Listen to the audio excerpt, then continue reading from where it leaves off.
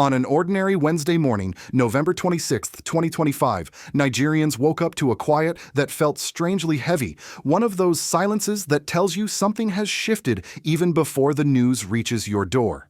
Mothers preparing breakfast could sense it, commuters in Lagos could sense it, and elders listening to their radios could sense it. Something was wrong. Something was being hidden. And by the time the first whispers reached the streets, it was already too late. Washington had delivered a message to Abuja, one that would shake the foundations of the Nigerian state. While everyday citizens went about their routines, the Nigerian delegation led by the National Security Advisor had just returned from a discreet mission to the United States. They met officials from the Department of War. They met a powerful member of the U.S. House of Representatives. They met people whose names have not been made public. And yet, when they came back home, they offered the nation nothing. Not a briefing, not a statement, not even a hint of what was agreed behind closed doors. For many Nigerians, that silence felt like betrayal. For many Americans watching from afar, it felt like the early warning of a crisis about to unfold. That is why we need to talk about this today before February arrives, before Washington comes in as the video warned, and before people start asking, how did this happen? Why didn't anyone tell us sooner? Because the truth is simple. Most Nigerians still have no idea what conditions the Trump administration gave their government. They don't know why the meetings were hidden. They don't know why the promises about exposing terror sponsors, promises made for 3 long years, were abandoned. They don't know why the government refuses to diagnose the very sickness that is destroying its people. So today, let's open the door they tried to keep shut. Let's walk through what really happened in America that week, step by step, so you can understand the story before it becomes tomorrow's headline. If you care about truth before the storm hits, stay with me. And if you believe people deserve transparency, please share this message so more voices can join the conversation. Long before the headlines caught up, the first people to sense trouble were ordinary Nigerians, farmers traveling to morning markets, soldiers standing guard at remote outposts, and families in crowded buses crossing state lines. They felt the weight of something unspoken, the tension of a government moving in silence. Because while life went on as usual across the country, Nigeria's top officials were already deep into one of the most consequential meetings the nation had ever held on American soil. The delegation led by the National Security Advisor had flown to Washington with little publicity and even less explanation. They met with the U.S. Department of War, a department Nigerians rarely hear about directly. They met with a powerful member of the House of Representatives, a figure who had been pushing aggressively for a change in U.S. policy toward Nigeria. They spoke with several unnamed individuals whose roles remain undisclosed. Yet despite this unusually high-level engagement, the Nigerian government said nothing upon returning home. No televised briefing, no official statement. Nothing for the anxious families living in areas vulnerable to attacks. Nothing for the soldiers risking their lives daily. And nothing for the tens of millions who simply wanted to know why their leaders had been called to Washington. In the absence of government clarity, one American voice stepped forward, the U.S. representative who appeared on Fox News days later to explain the meeting, breaking the silence that Abuja refused to break. And that is where the truth began to spill out. The United States had issued 2 conditions: sharp, blunt, and non-negotiable. Sunday Jackson, a man once regarded as a nobody, had been sentenced to death in Nigeria. But an American missionary, someone who had traveled Nigeria for years, someone who knew Jackson personally, brought his case before the world. He warned Nigeria on live television, "The world is watching how you treat this man." U.S. officials believed Jackson's trial carried a message, one not aimed at justice, but at intimidation. They saw the death sentence not as a legal outcome, but as a warning to anyone who dared defend themselves against armed killers.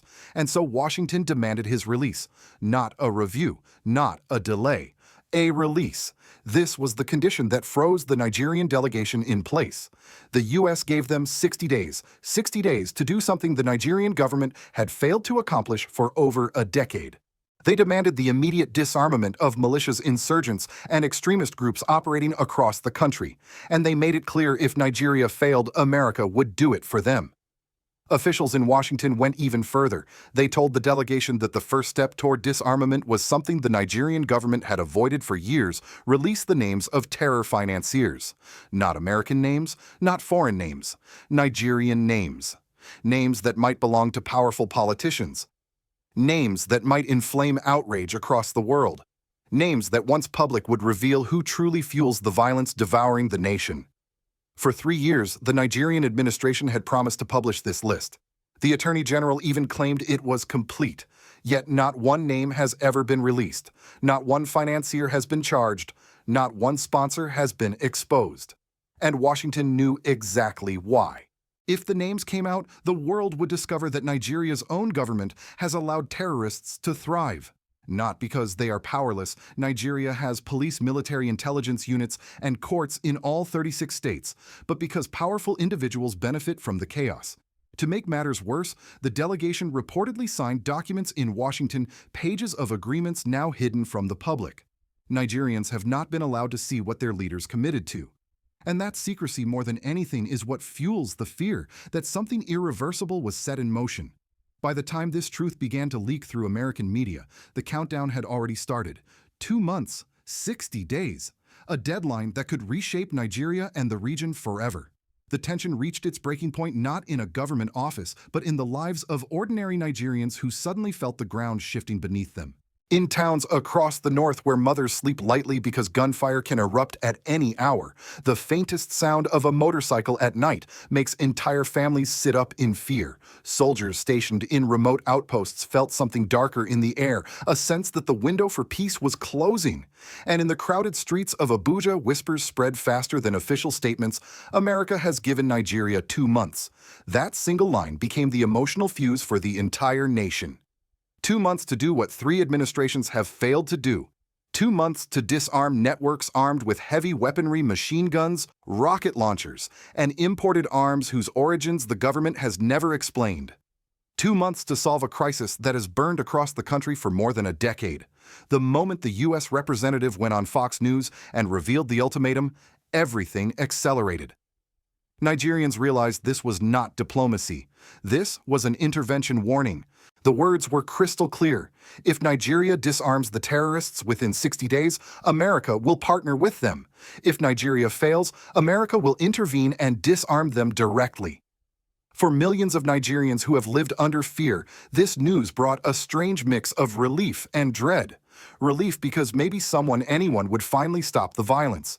Dread because foreign intervention always comes with consequences. Government officials, however, reacted with visible unease. They knew the impossible task before them. They knew the world would soon ask, if you can't disarm terrorists, who exactly controls the country? But their biggest fear was something deeper, something Washington had emphasized in private: release the names of terror sponsors. This was the part that pushed the situation into full-blown crisis. For years, Nigerian leaders spoke about terror sponsors the way some people speak about ghosts, always present, never seen. Promised lists were never published. Statements were always postponed. Names remained hidden. And yet weapons kept flowing. Attacks kept rising. Communities kept burning. The ultimatum suddenly revealed what many had suspected: Nigeria was not just failing to fight terrorism. Nigeria was protecting the people behind it. This was the emotional peak of the entire saga, because once Washington demanded the list, the entire Nigerian political structure began to tremble. How could the government expose names if those names belonged to its own senior officials? How could they cooperate with U.S. deadlines without exposing their internal rot?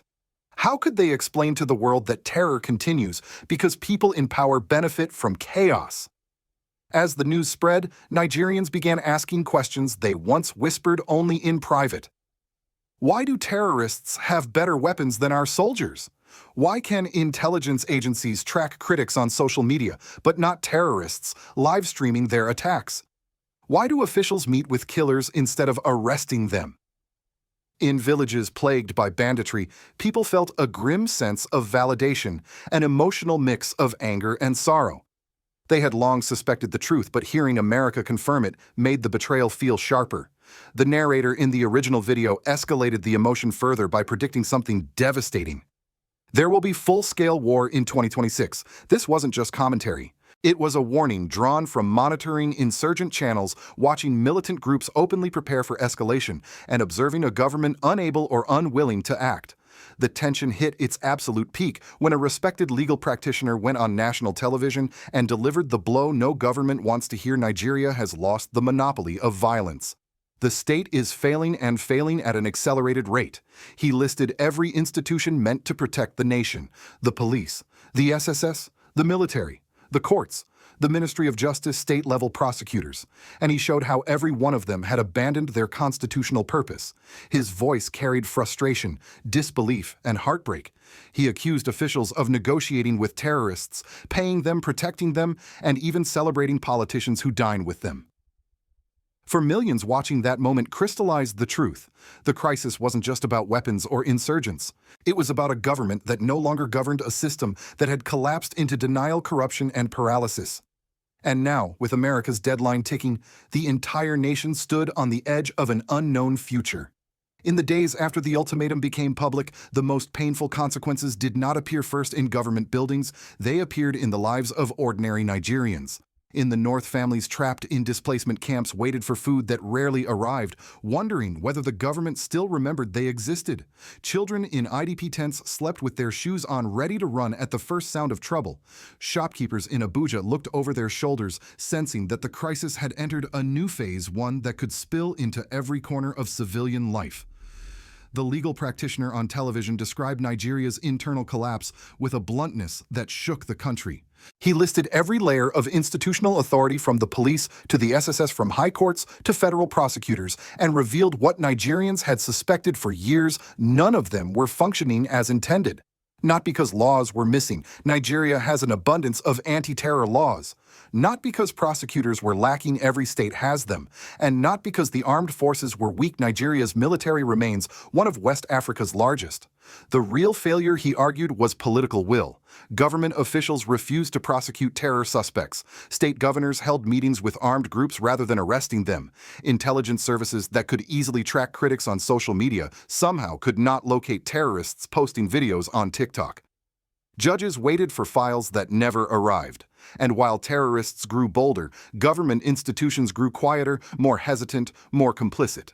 It was a revelation that left the nation unsettled. Nigeria's institutions had not collapsed because they were powerless. They collapsed because they were restrained by those in power. For civilians, the consequences were immediate and emotional. The belief that their leaders were unable or unwilling to protect them deepened the psychological wounds carved by years of violence. Villages that had already suffered multiple attacks felt abandoned. Teachers in the north dared not reopen classrooms. Farmers left fields unattended, knowing they could be kidnapped while harvesting crops.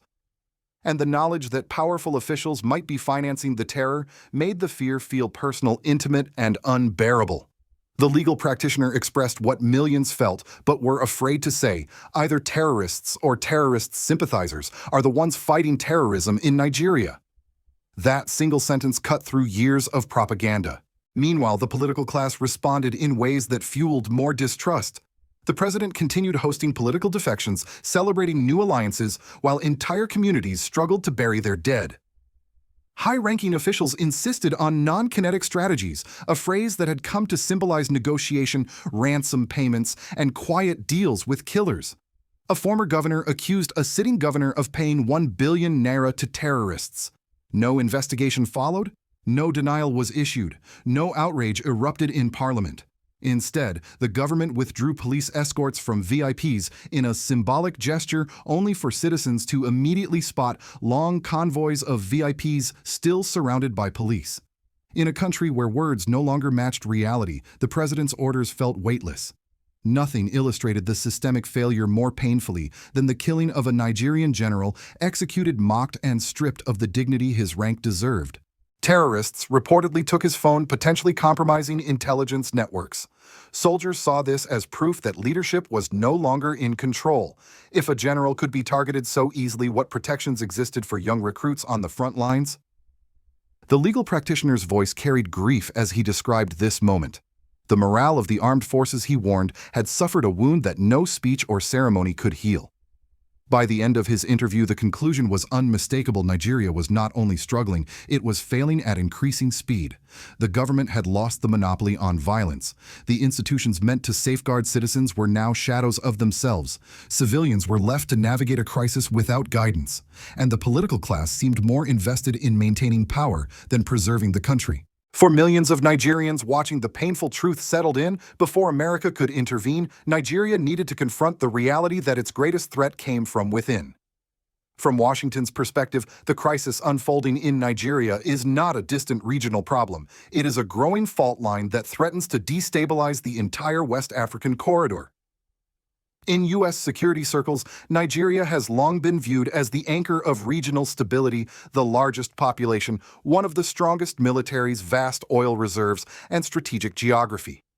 When a nation of that magnitude begins showing signs of internal collapse, it does not go unnoticed, and the Trump administration, according to the narrative in the original video, had already reached a blunt conclusion: Nigeria can no longer control the violence within its borders. For American policymakers, terrorism in Nigeria is not an isolated threat. The Sahel, already burdened by extremism, could spiral into a vast, ungoverned zone if Nigeria fails. Militants operating in northern Nigeria often cross borders into Niger, Chad, and Cameroon. Weapons move through porous entry points. The collapse of Libya years ago created a weapons pipeline, and Nigeria has become one of its biggest casualties. From the U.S. vantage point, what happens in Nigeria shapes the security landscape of the entire continent. Washington has poured billions into counterterrorism in Africa over 2 decades. Allowing Nigeria to fall deeper into chaos would nullify those investments and create a new generation of extremist networks poised to expand toward the Atlantic coast. Thus, the ultimatum was not simply pressure, it was a warning based on global risk assessment. The most striking element of the U.S. position is its clear suspicion of Nigeria's leadership. Washington has watched Abuja promise again and again to reveal the financiers of terror, yet 3 years have passed without a single name being released. For American intelligence officials, this is not just incompetence, it is obstruction. The United States sees a pattern: terrorists openly posting videos online, weapons flooding the countryside, government officials meeting with insurgents, high-profile accusations of ransom payments, courts refusing to prosecute terror suspects. When U.S. intelligence agencies compare these facts with Nigeria's refusal to publish sponsor lists, the conclusion becomes inevitable: someone with influence is benefiting from the violence. Such a reality places Nigeria in a troubling category: nations where political elites become entangled with criminal networks, making cooperation nearly impossible. Beyond America, other global actors quietly share the same concerns. Humanitarian organizations track mass displacement numbers rising year after year. European security analysts warned that instability in West Africa could trigger migration surges toward the Mediterranean. Regional alliances watch Nigeria's paralysis and wonder what it means for West African security cooperation. The world is not merely observing Nigeria's struggle, it is recalibrating expectations. Governments that once saw Nigeria as a regional heavyweight now question whether Abuja can remain a reliable partner. Diplomatic cables describe Nigeria as failing at an accelerated rate, echoing the legal experts' televised warning. The U.S. ultimatum outlined 2 paths. Path A: Nigeria disarms terrorists in 60 days and earns American partnership. Path B: Nigeria fails, and America steps in directly. From Washington's standpoint, both paths are still on the table, but international analysts already suspect Nigeria will fail to meet the deadline. If that happens, America may not wait for the situation to deteriorate further. The world has seen U.S. military interventions before, both stabilizing and controversial. Whether such involvement in Nigeria would lead to security or greater chaos is the difficult question hanging over the region. For now, the world watches. America prepares, Nigeria hesitates, and the countdown continues. As the dust settles on everything we've examined, one truth rises above the rest. Nigeria is standing at the edge of a cliff, and the ground beneath it is beginning to crumble.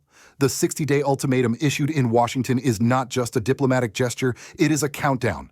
A countdown toward clarity or collapse, a countdown toward partnership or intervention, a countdown toward a future Nigerians must now confront honestly, without illusions and without excuses. For families living in the shadow of violence, deadlines from Washington do not change the sound of gunshots at night, the fear of traveling roads after sunset, or the grief of burying loved ones lost to attacks that should never have happened. The ultimatum does not erase years of government silence or the unbroken chain of promises made but never fulfilled. But it does expose one thing with stark, undeniable force. If a nation's leaders refuse to protect their own people, the world will eventually act in their place. This is the warning no government wants to hear, yet it is now impossible to ignore. If Nigeria cannot disarm the groups tearing its regions apart, if it cannot reveal the truth about who funds the terror, if it cannot enforce its own laws or command its own forces, then the crisis that has been slowly unfolding may reach a breaking point the world cannot look away from. And that leads to a larger question, one that goes beyond Nigeria, beyond West Africa, beyond this specific moment. What kind of leadership does Africa truly need to survive an age of instability? Some viewers may look at countries like Burkina Faso and say, at least there someone is taking decisive action. Others may question whether strong decisions come with their own risks. But the conversation is unavoidable. Leaders like President Ibrahim Traore are reshaping the expectations of a new generation, redefining sovereignty, and insisting that African nations must not be ruled by silence, fear, or foreign influence. Whether one agrees or not, the contrast forces us to ask, can Nigeria continue on its current path, or does it need the kind of uncompromising clarity we see emerging elsewhere? Is this the moment for reform, or the moment for a new chapter entirely?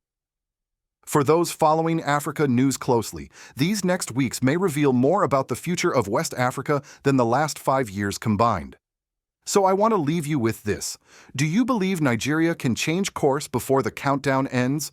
Do you think the political class has the will to confront the truth they've avoided for so long? Or will Washington step in and make the decisions Nigeria refused to make for itself? Your perspective matters, especially now when truth is harder than ever to hear. Please share this video if you believe people deserve to know what lies ahead. And subscribe if you believe that honest leadership, whether in Nigeria, Burkina Faso, or anywhere on this continent, is far more important than the headlines.